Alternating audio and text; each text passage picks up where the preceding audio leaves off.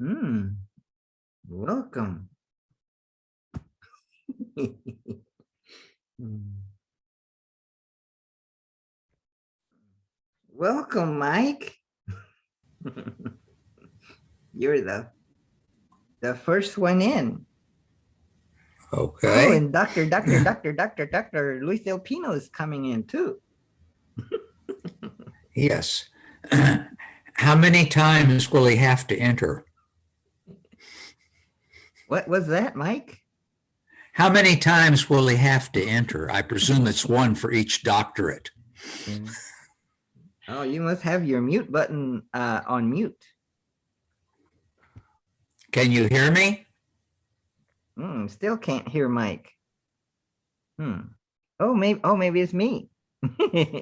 Oh, can you hear me now? Yes, I can hear myself too. Good. What was that you said? Well, I see Luis is on mute. I don't No, know he's why. not. Can you hear me? Yes. Yeah, but my camera doesn't want to work now. Now it's Anyway, working. so this guy meets a whole bunch of guys at the planetarium. They're all PhDs in, inflationary cosmology or whatever they are. Says, Doctor this, and he says, how many doctors do you have on this planet? So he makes that joke.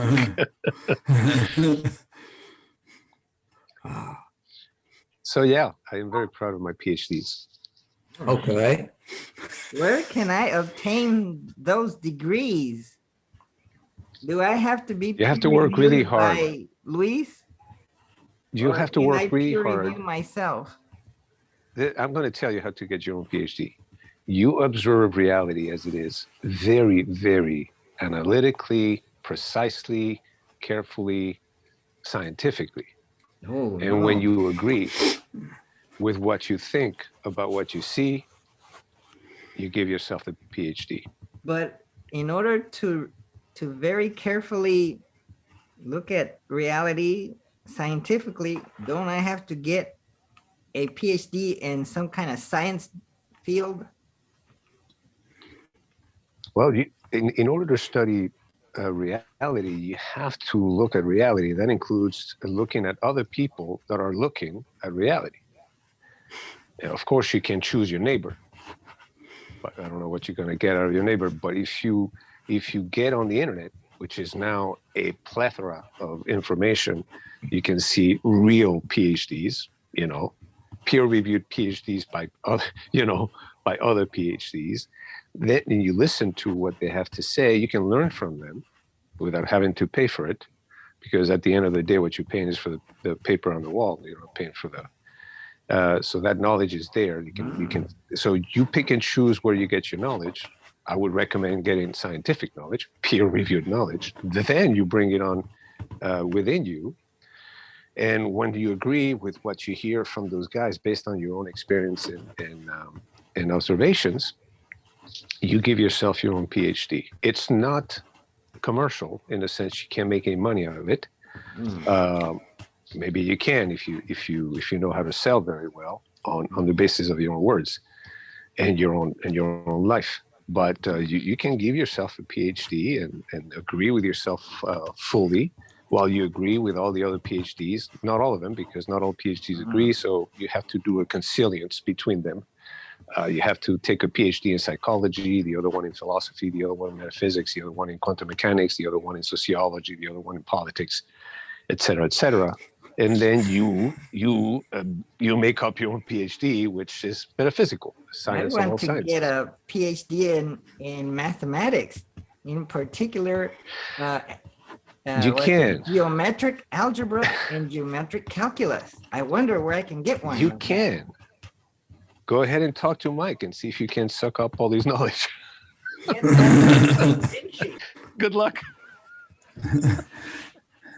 Well, I was careful not to pick something too technical. Luis is talking about the hard way and the unimpressive way to get a PhD. Absolutely. Because, in terms of judgment in this world, the important thing is to have on your wall a huge document with lots of Latin, with gold and some decoration stuff, all around the border. Some beautiful lines too. Yes. Calligraphy. Yes, and the names of very impressive sounding, but possibly non-existent institutions. Okay, and this is probably the most important start. Now, the next thing that you have to do is you have to learn polysyllabic words, or to give them another termination, sesquipedalian words. Okay, and you have to learn to pronounce them both correctly and with tremendous emphasis and feeling. And you learn how to sprinkle them casually in your conversation. And if you are talking mathematics and you want to present yourself as a guru, you be sure to present yourself to an audience that knows nothing about the subject. That's beautiful, Mike. Okay. I mean, this in and of itself is a master class in PhD flaunting. Sesquipedalians. It's those damn sesquipedalians. They're the problem.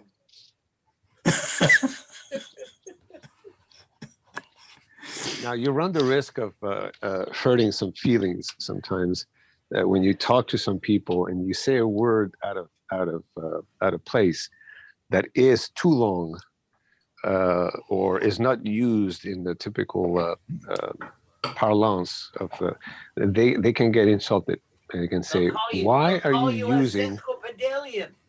Absolutely, they say, "Are you in trying to insult me?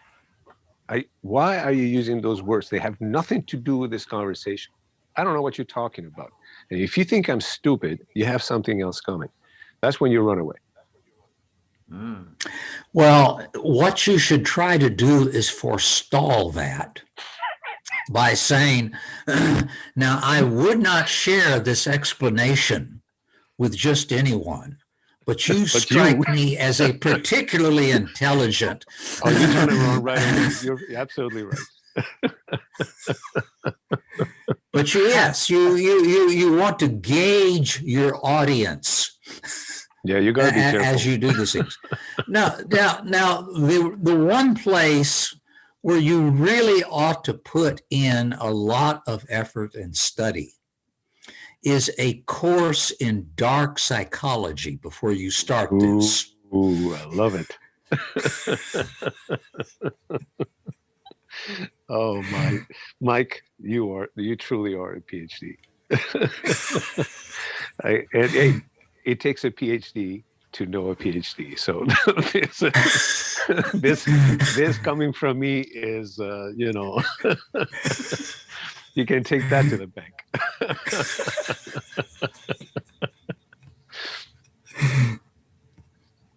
So how are the book sales going, by the way?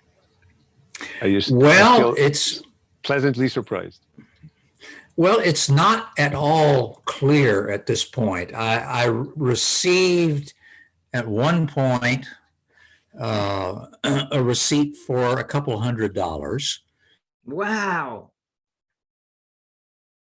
Uh-oh. I can't hear him.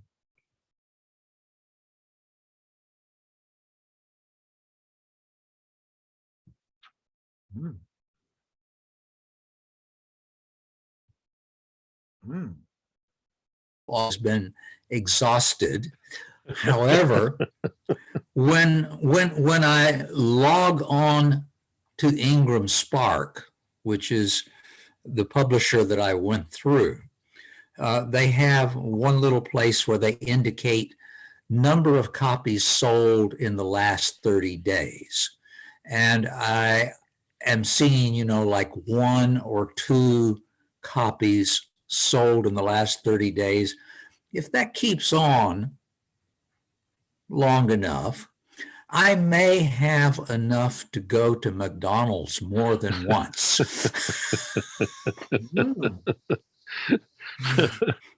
Well, it is selling.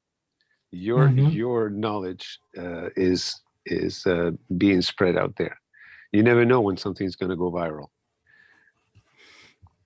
Well, I did get 2 grades on Amazon. They were both 5s for the book.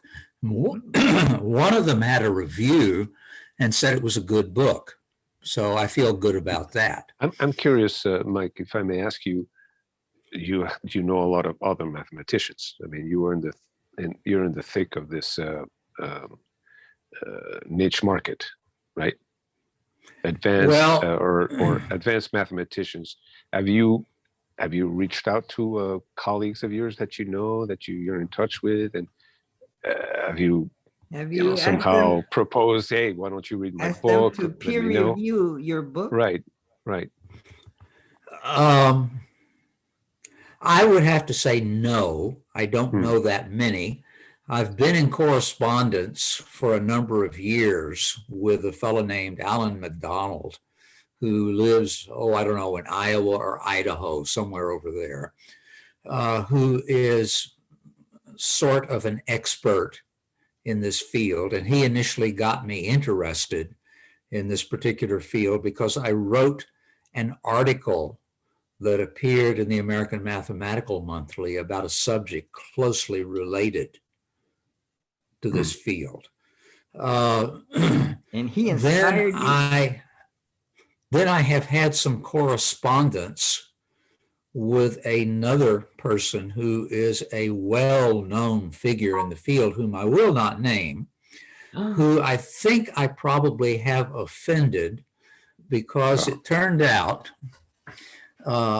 McDonald and I were looking at one of his papers, and it turned out there was a rather subtle but incredibly fundamental error in the paper.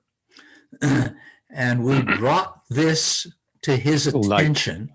Right. Okay. We brought this to his attention and also to the attention of his mentor, who is the greatest figure in the field. And both of them at the first brushed it off. I don't think they even understood what the problem was. And then eventually they realized that there was a problem. And then they still brushed it off. What was the problem? Did he forget to put a plus sign? Plus sign or a period here and there? A parenthesis typically. No, it was a subtle argument. The first time I went through his paper, it was something I never noticed. It was something called the Schwartz paradox. Oh, that one. Of course. Was that the Melvin Schwartz or Irving, his cousin? Schwarzenegger. No. Schwarzenegger for short. No, this was a very Teutonic Schwartz, writing in the 19th century. Oh, okay? Those Episcopalian Teutons are the worst. Yes, but no, go ahead. I'm sorry. Basically the flaw was something like this. If you'll let me babble for just a second, if you draw a curve, a smooth curve in the plane or in three-dimensional space, you can approximate it by picking points in it, and then from one point to another you draw a straight line. So you have a whole bunch of little straight line segments going around the curve, and you have this piecewise linear line which approximates the curve. And the shorter the lines, the straighter it becomes, right? No, because what happens is you can compute the length of the polygonal curve by just looking at successive endpoints of straight segments and calculating the distance.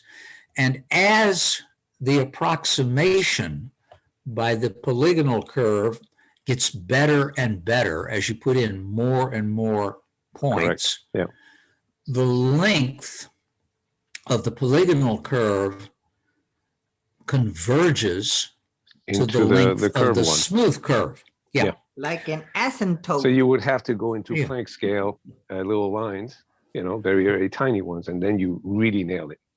Yeah. Now, suppose you look at a smooth surface. Imagine you take something like a rectangle and you sort of distort it. So it's maybe like a portion of a balloon or a landscape. Mm-hmm. You can approximate that by thinking of it as divided into triangles, and then you draw in Very tiny ones. between Mm-hmm. every set of vertices for a triangle a rectangular, a rectilinear Mm-hmm. triangle, Yeah. true flat triangle, and Right. you approximate the surface by a surface made up To of a large To number the of sum of all small. those little tiny straight Right. flat triangles. Yeah. So the The idea smaller they are, is, the flatter they are. well, yeah, the idea is if you compute the areas of all the triangles in the approximating Mhm. Polygonal surface, as the approximation gets better, as you put in more and more triangles in the approximation, the area ought to converge to the area of the smooth surface. Yeah. Schwartz showed that's not true. Mm. Okay. That you showed that it is true. You definitely threw a curveball here. Or Shorts. Yeah. Shorts got mad. No, this was an outstanding mathematical problem in the 19th century. It was And proven. it was the standing assumption that everyone made was that the area of the polygonal approximation had to converge to the area of the smooth surface. And It it doesn't. just ain't true. But does it get close? No, you can make Not it even get close. infinitely far away. So it's a divergent, what It do they call can. that? A diverging, I can't come up with that word where you. It can diverge to infinity, Yeah. even though the area of the smooth surface is finite. Yeah. Interesting. But there is a very subtle extra condition that you have to put on, and which I can describe using the geometric algebra. Mm-hmm. But the fellow who wrote the article that MacDonald and I happened across, he was not acquainted with this, and indeed, very many mathematicians are not acquainted. This sounds like this subtle perturbative functions or perturbative, where you change a little bit. You can't go at a formula or an equation. You can't solve an equation in a way. So you perturb a little bit, you change it a little bit, and then you approximate to infinity. But of course, you can be divergent or convergent, and you only take the convergent ones because the divergent, they always go to infinity. It doesn't help you. You have to examine carefully what you mean by approximation. Mm-hmm. Mm-hmm. Yep. And there is something stronger involved than just the kind of picture that you form intuitively in your mind. Yeah, absolutely. And of course, I'm not going into any details. That's all I want to say about that. Other than that, I'm sure it had certain political consequences. Yeah, because later on, when I tried to get my geometric algebra book published, I tried going through the Math Association of America, and there was a certain amount of static that showed up in some of the comments. You're a troublemaker. Yes. You are a troublemaker peer reviewer. You have to agree with everybody. Shut up and go with the flow. If not, you're blacklisted. The guy you don't want to mention blocked you because you insulted his negligence to say that the Schwarz's paradox is valid. I'm gonna invalidating it. I'm gonna go, but before I go, and to the point that you just made, if you if you make waves in your pond, you're going to get in trouble. And there's a word that I discovered just this past week. I found it very, very interesting. And I think in English they pronounce it Parisia. Okay. How do you spell it? Parhesia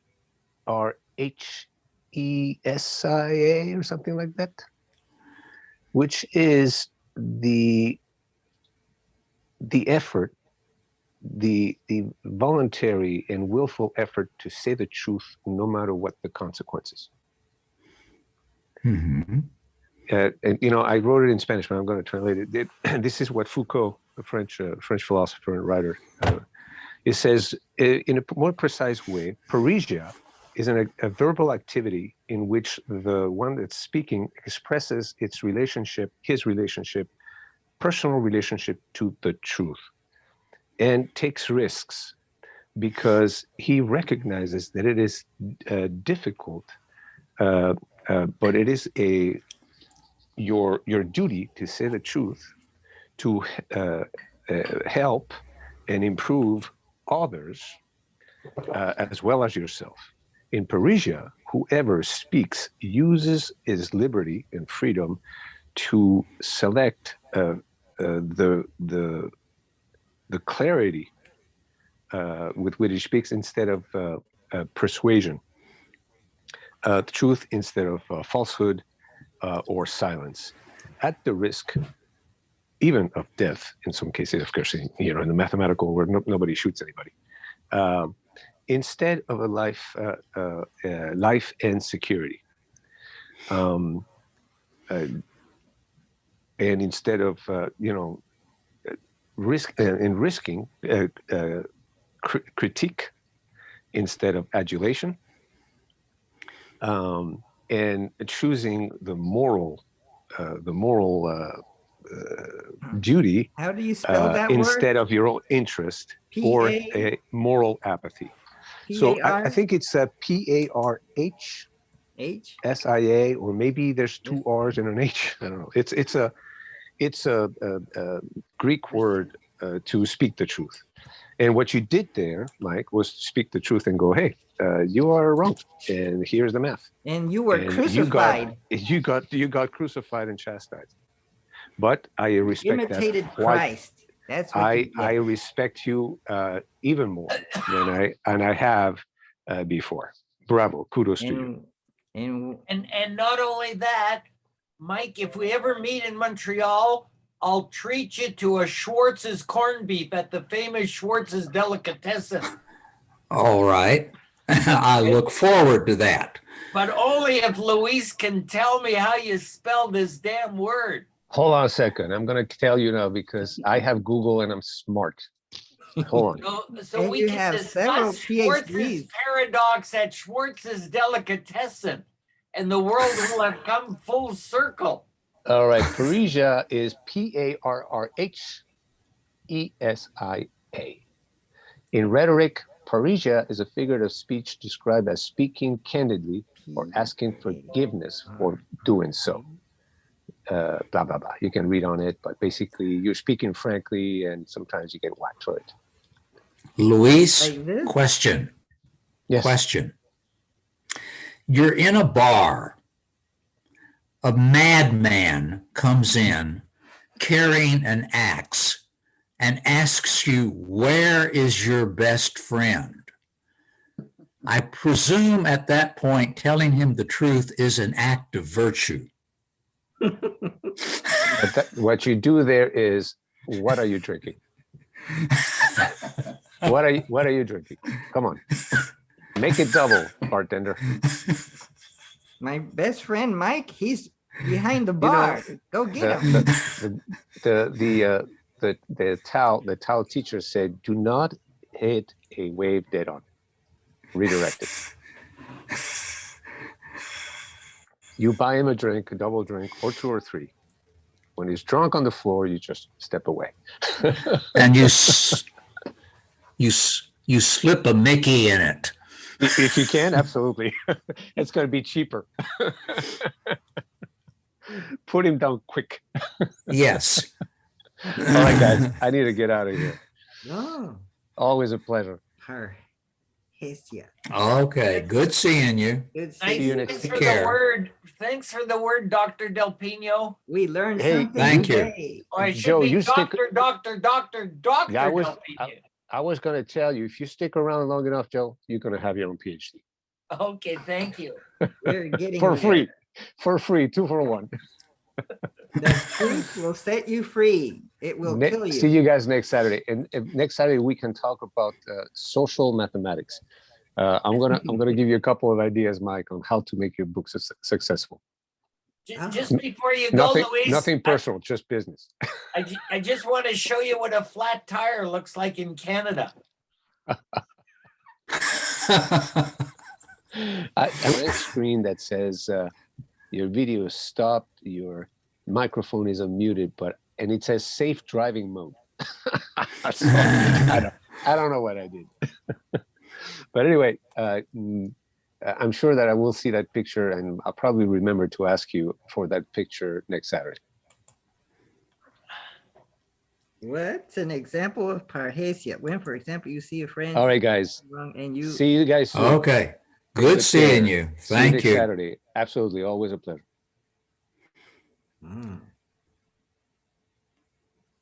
Yeah, that's- always tell the truth, except if it's gonna kill you. Wait. Alarm. Your mom is up?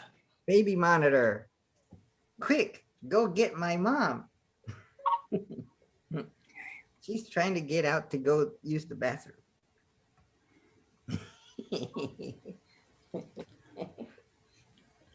Yeah, that's a terrible problem. I have a friend in Halifax whose mother, they have a caregiver who sleeps right through her wakings, and it's awful to find reliable people. Recording in progress. Okay. Well, Schwarz's paradox.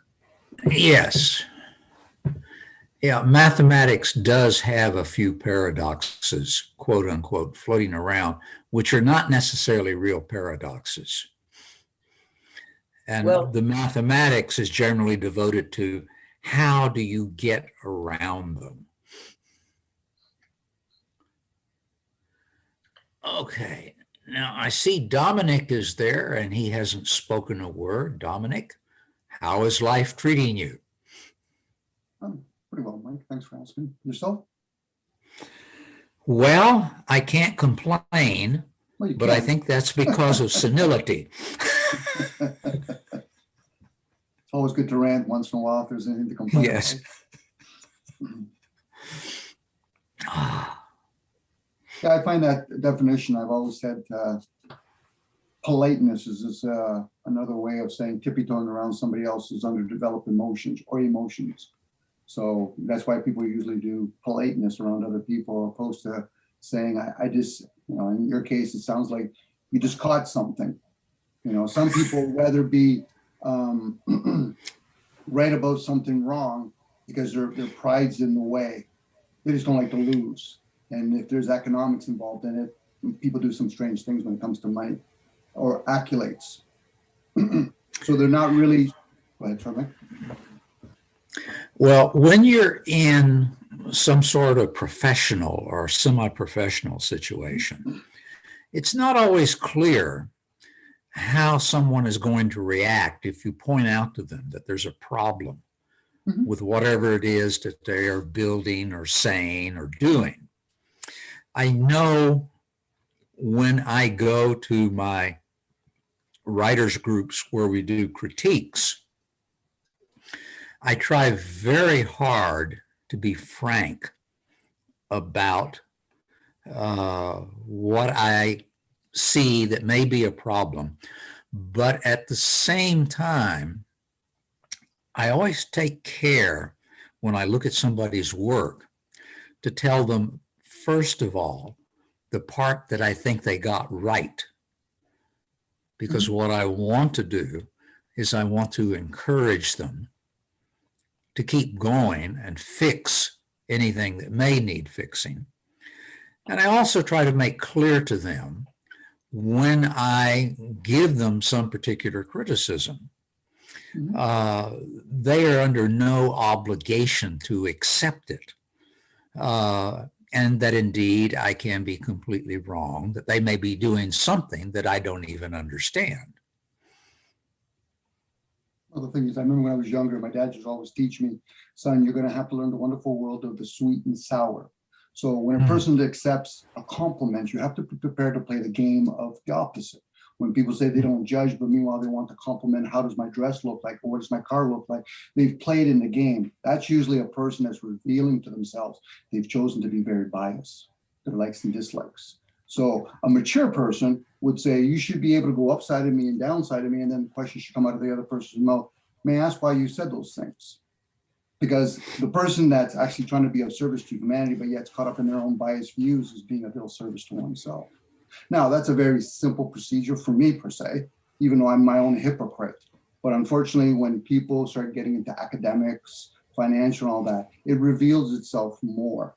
Now, that person, whoever he was, there's a good chance he's a child still, even though he's in an adult form and he's doing systems that were set up way before we even thought of. We're just playing with numbers and colors and music. You know, this is why when most people, they're very proudful, they're not humble enough to realize, what is the concept of right and wrong?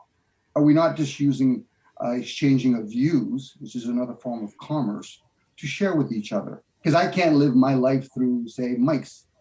You know, I can't, I'm not seeing through your senses. So therefore, then what are we debating about then? We're debating about views, because unless I can see through somebody's eyes, their senses, I'm not really going to understand. And even that, you have to occur all the stories prior to meeting that person. So in this particular case, I'm 58 years old. I have a story. I've lived with me way more than being with my parents, my wife, my cat. It's me. My story is me. Now, how I perceive things outside, whether with colors, with numbers, this is the constant indoctrinating that we do. Then we do things after thoughts, such as writing, oral language. We play around with language and meanings. Now, for a lot of people, they might try and say, but I feel what? Very defensive or attacked? That's a perpetual cycle. The whole ideal of getting a gun to protect oneself is the same reason why a guy gets a gun to attack somebody. So that person that's playing with numbers, not humble enough to realize, I've never created the literature that I'm going to use. I've never created the binding of the book.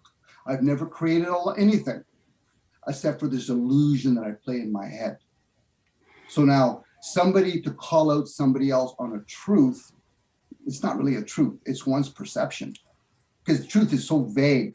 Whose truth are we talking about? Mine, Mike, Jarro, Vince. You know, I heard earlier guys were talking about COVID and health tax. Well, they're going with the vaccine again. People have to understand Quebec is a different law. It's not like Ontario and the rest of Canada. So they're using a different law. And now eventually, it's not just about people that aren't vaccinated. They'll be updating to all the passports. And if you don't got the updated vaccine shot, you will be taxed. See, this is where people don't understand. Laws aren't laws per se. Those are policies. We can't interfere with laws. Laws meaning that light, air, wind, and space. We make policies. Nature's called wild and untamed.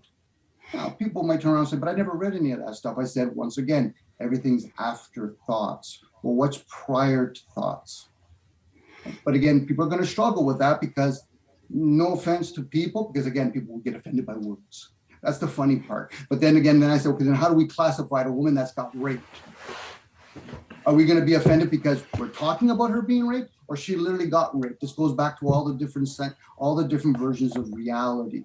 Somebody's reality is I put more value to how I ponder things or how I comprehend things. Or somebody says, Dominic, I'm smart. Only a clever person would say they were smart. A wise person knows, why would I have to say those things?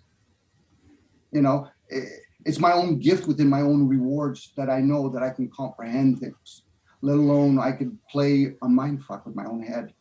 It's a game that we all play within oneself. I use the terminology, the game. Most people go quickly from a game to the outcome. What's the rewards I get from it, opposed to what are all the rules during the game? You know, what do I get? Mike's going to pass away. I'm going to pass away. We're going to leave a history of written work. Well, don't we already have 1 million books out there and a whole bunch of people that are orally speaking? So therefore, then that must be something I'm trying to get for my own self-gratification with the delusion or the illusion that other people there are going to bring value to it. Okay, and what language is Mike? I'm just using you as an example. Mike, is Mike going to write, even though numbers has a very universal way of a language, same with colors, but let's say it's been transferred into French or Spanish or Latin. So then 6,000 different languages, what value does one book that's written in English bring to the masses? It probably doesn't. You know, best New York Times selling book, it'll easily be, and it's orchestrated this way. Everybody else will listen, the publishers say, listen, you're not writing any of your books during that week. Only one of our major clients, whether he sells 100 books or 2 books, he now gets the reward, or she gets the reward as New York's best selling book during that week. That's all that is. Now, some people will say, yeah, but he sold a lot of books. No, he didn't. You know, the industry is only controlled by certain players. And again, that's part of understanding the rules of the game. But anyway, I went on again, guys, because like anything else, it's something that somebody has to do in their own journey. And I try not to look for answers as I'm seeking, but sometimes I might perceive them as answers, but a seeker is always constantly saying, okay, when I come to the realization that I do not see language as I'm describing that object behind me.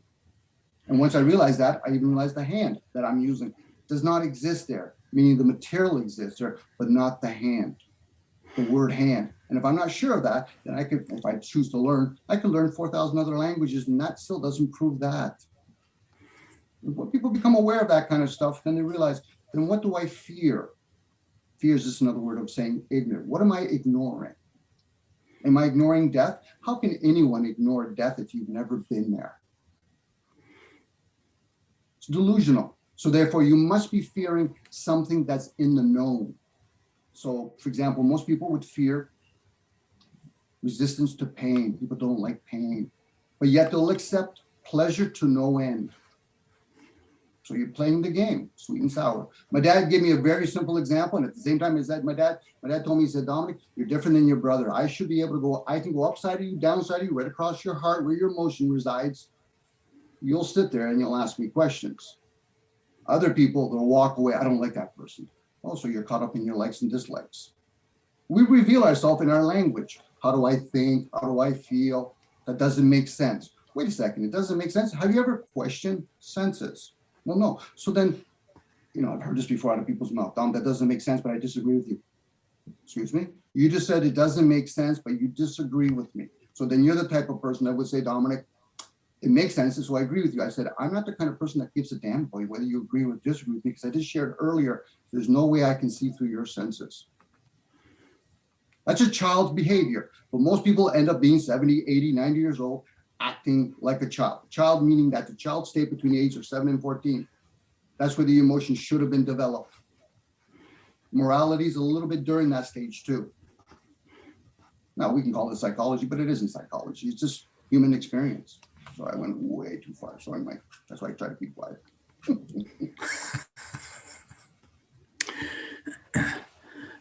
Well, we do want to grow up, and we do want to learn to think about things. Mm-hmm. I do, however, tend to feel at certain times that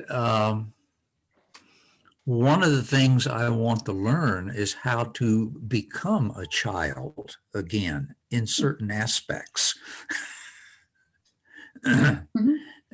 This every once in a while, I will walk outside or I will stumble across something which seems to me to be particularly alive and wonderful. and marvelous. And when that happens, I have this feeling, yes, I am back being a child again. One of the things I know when I'm with my doing critiques in the writers group is when I read a manuscript, I can read it in at least one of two ways. I can read it the way I used to read it